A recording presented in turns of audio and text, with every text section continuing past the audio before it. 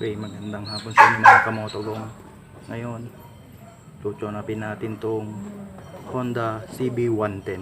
Pero pakinggan natin muna ang kanyang tunog.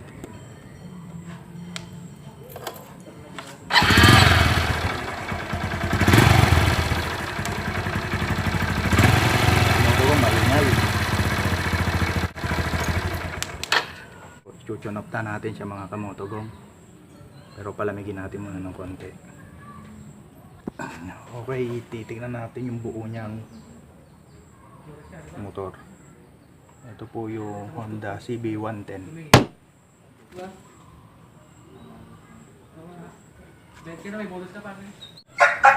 Mga kamotogong, gamit natin tools G's pambaklas dito sa Honda CG 110.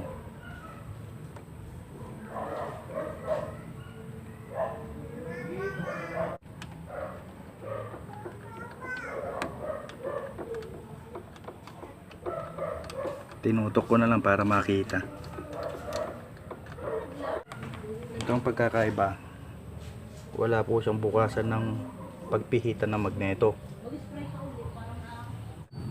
Lipat naman ako sa kabila para tanggalin yung isang tornilyo.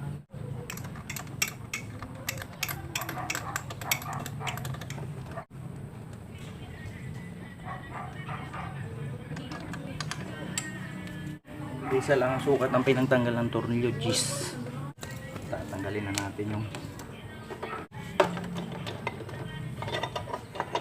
ito po yung kanyang head.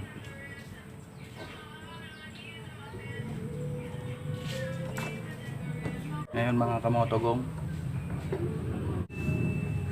babalikbas natin para makita natin yung kanyang intake tsaka yung kanyang exhaust.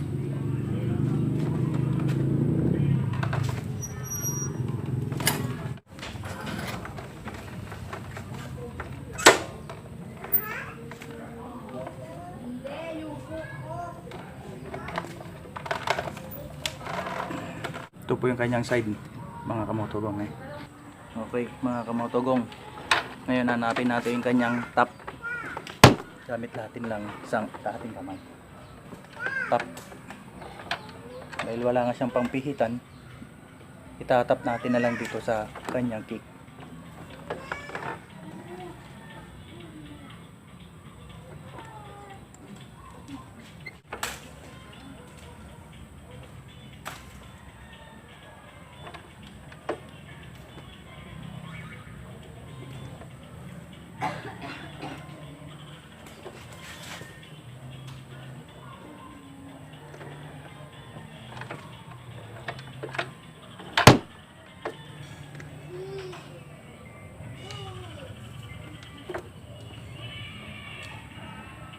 Pero gagamitan natin siya ng 5 sa intake tsaka sa exhaust para maganda ang kanyang takbo.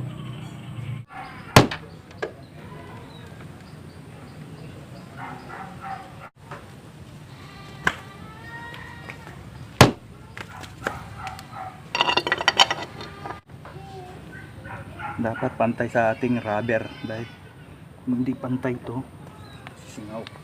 Tatakpan na natin. Lalak natin na rin pati mga tornilyo niya mga kamotogong.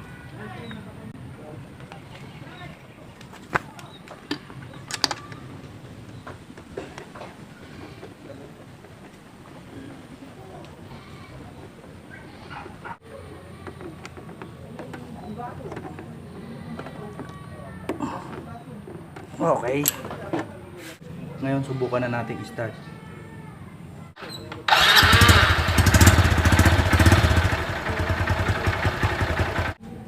Ayos na mga kamotogong.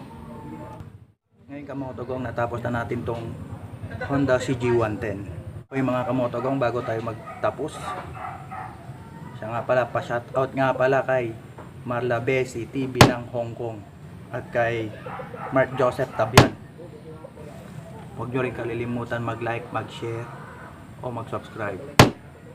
Pindutin nyo rin ang bell icon para laging updated sa ating bagong video.